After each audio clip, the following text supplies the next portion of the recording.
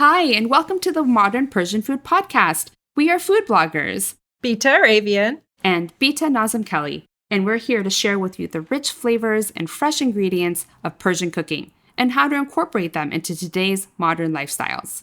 We're excited to introduce you to the flavors, tastes, and techniques we use, and also our own cultural stories and perspectives growing up in the U.S. in a Persian family. Thank you for joining us. Welcome to episode number 25. I am here with Bita. Hi, Bita Jun. Hi, Bita. We are super excited to talk about a fun topic today, the delicious and nutritious and just so satisfying fava beans.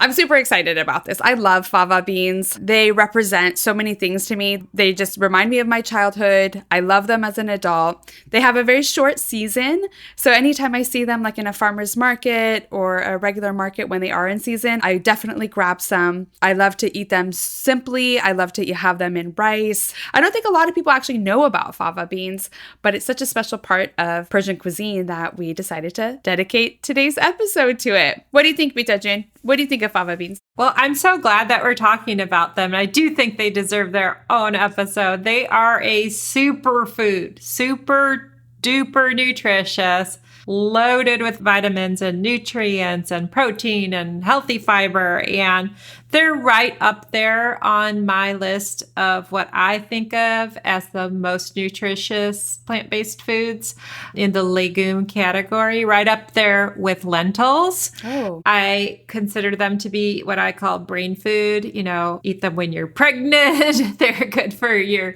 baby's development. They're good for the soil. If you're a home gardener, I can talk to you about that. They're so good fresh. If you can find them, like you mentioned, it's a short-lived season. What's your favorite way to enjoy fava beans, also known as broad beans?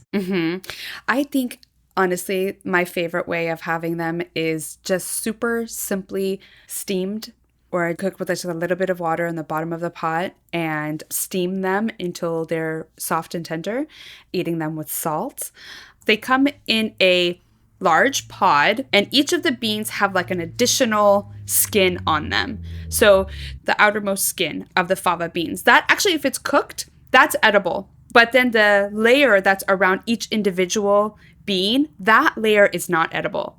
So when you want to prepare them to make for rice or to use them in like a salad or whatever application you want to use, you take off the outermost shell, and then each individual bean, you need to painstakingly peel each little bean to get that tough skin off and then have this bright green bean in the inside of it. So if you steam them, you can actually just steam the whole thing. Then after it's cooked, you can kind of get like the little bean out, and it's very easy at that point to just take the outer skin off of it. And then I like to just dip it in a little bit of salt. Some people dip it in vinegar or something called golpad, but you could just have it and you just have it plain and pop it in your mouth, and they're so delicious. It doesn't take very long to cook that way. I basically get a pot, put a little bit of water on the bottom of it, and put like a pound of the beans in there.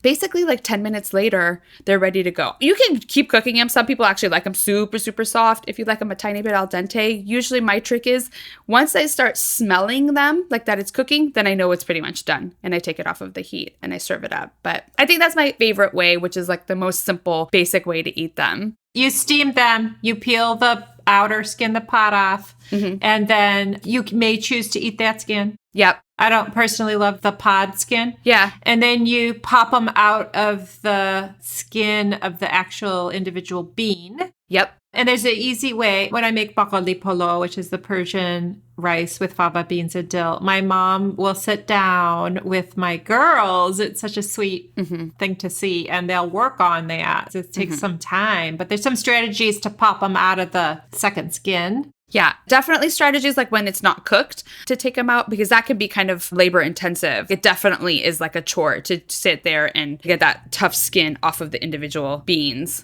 It's easier if it's a little bit cooked. Yeah. The other thing is you can buy them frozen, already clean, and I love to do that. But again, that's not easy to find either. Yeah. So I have had a lot of challenges in the past to find frozen fava beans. If you're fortunate to have a Middle Eastern market or an Iranian market, they usually do have it.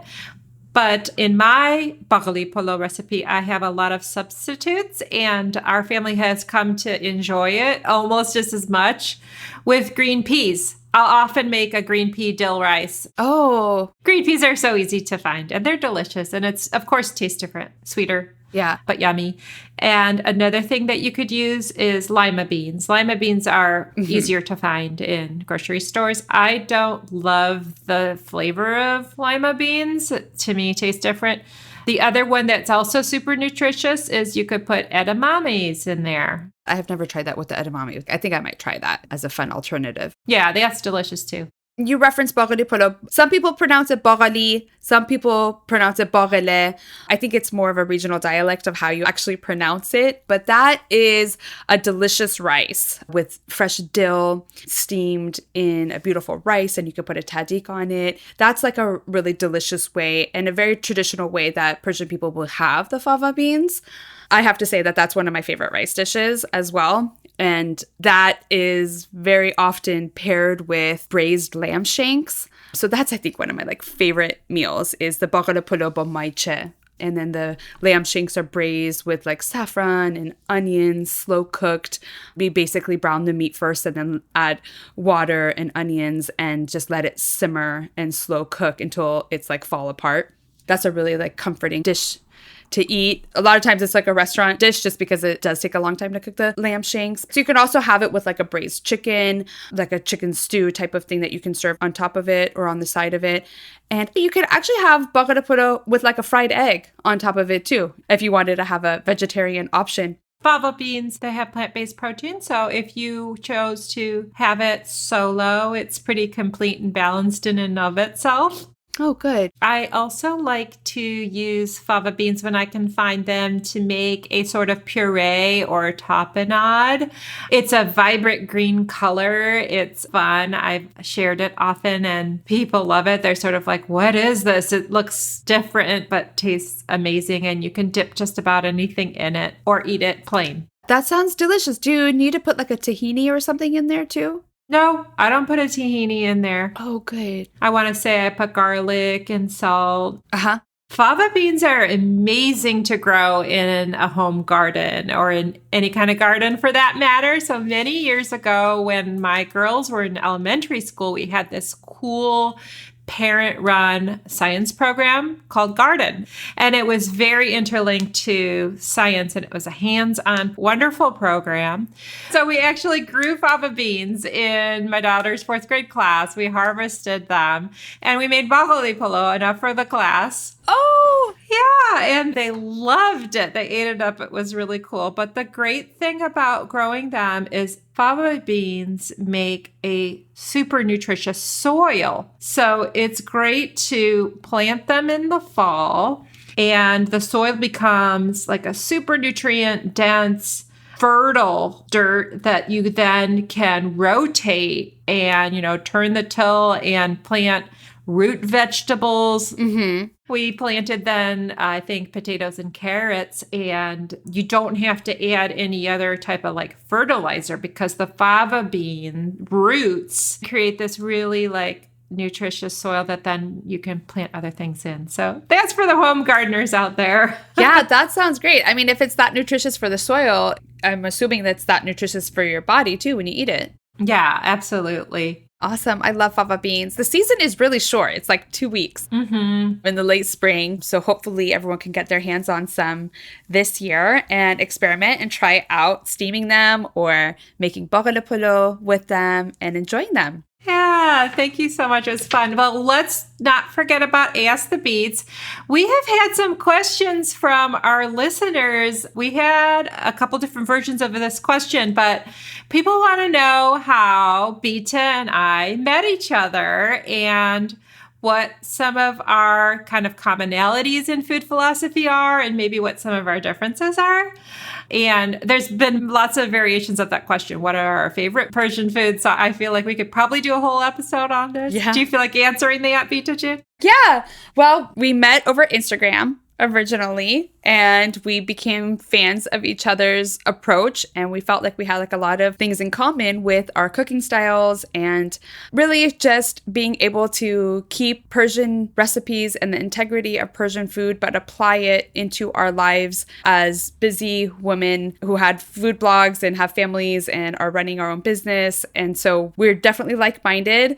We definitely love food. I think your approach is a little bit more plant-based forward than mine. I definitely appreciate plant-based meals, but I definitely like to eat meat too. So I try to have a balance there. What else, Bisaju? Yeah, we met initially through Instagram, but then we met in person too for the first time. Yeah. We met at the Golden Gate Park, and I'll just never forget that day. It was really fun. Yeah, we had a great time. We had a really nice walk. We saw the botanical gardens, and we just talked the whole entire time. We never have a shortage of things to say to each other. I know. Then we had a lot of follow-up conversations leading up to the podcast. I think what we really aligned on was the modern piece, that we just both really wanted to make Persian food accessible and easy and non-threatening. You know, like anybody could make it without being afraid of trying something new. And that's, I think, where we really decided, like, hey, we're going to do this thing, and it's going to be modern Persian food. And I have to say that I have learned so much from you. Yeah. I love doing this. I really look forward to our time together. And I've learned so much about Persian food, and this journey has been super fun. Me too. I've had a great time doing this. It's definitely, I do have to say, more work than we initially thought it was going to be, but it's something that I'm really enjoying, and I carve out time to do this, and I really enjoy our conversations. I've learned a ton too. And I think that just being able to share our culture and our heritage and the delicious foods that are a part of that with everyone, and enabling people and giving them the confidence that you can do it too. You don't have to have it exactly the way that our grandparents would make it. Having those flavors as part of like our normal menus and our normal meals that we have with our family and for ourselves. I think that that's the key thing that we just want to share with everyone. And it's great to partner with someone who's like-minded in that approach. And also, it's so funny that we have the same name. Yes. It's helpful that we spell it differently. I spell mine Beata, and you obviously spell it Bita. So it makes it a little bit easier in communications and things like that we have different spellings so we know who's who. I've heard feedback from people that they can definitely tell us apart because we have such different, I don't know if you want to call it accents or just mannerisms of speech, that even with the same name, they can tell who's talking. It's awesome. Yeah, we talk a little bit actually about that in our year in review episode, just a little bit more about our backgrounds and things like that. So if anyone wants to learn more, but I think that's pretty much gives the highlights of our relationship and our start to the podcast. Thanks for being curious about us and asking that question. I thought it'd be fun to talk about more behind the scenes. Like you said, Bita June, a podcast takes a lot more time than we initially thought, and all the things that go behind it in terms of podcasting. But also, we're both food bloggers. That's another commonality. And I thought it would also be fun if there are listeners out there that are interested to learn more about behind the scenes of food blogging, because man, oh man, is that a lot of work too. Yeah, absolutely. So let us know. We appreciate everyone who listens to the podcast, every download. We appreciate that. And if you share it with your friends, that's even better. So definitely let us know. Are you interested to learn more about the food blogging aspect or the behind the scenes of the podcast or any other question? We have a segment in every episode that's called Ask the Beats, where we take questions from our audience and we love to answer them for you guys. One of my favorite questions that launched into a whole episode later was about, how it ties into cultural differences. And I just love all that stuff. So thank you for the question. It's been a pleasure. And until next time. Thank you, Bita June. So you've been listening to Modern Persian Food with Bita and Beata. Thanks for spending time with us. If you enjoyed what you heard today, consider telling your friends or giving us a good rating on iTunes. You can subscribe to our show for free on your favorite podcasting app or find us online at modernpersianfood.com for recipes and info that we talked about today. Thanks so much. We'd love to hear your thoughts, and see you next time.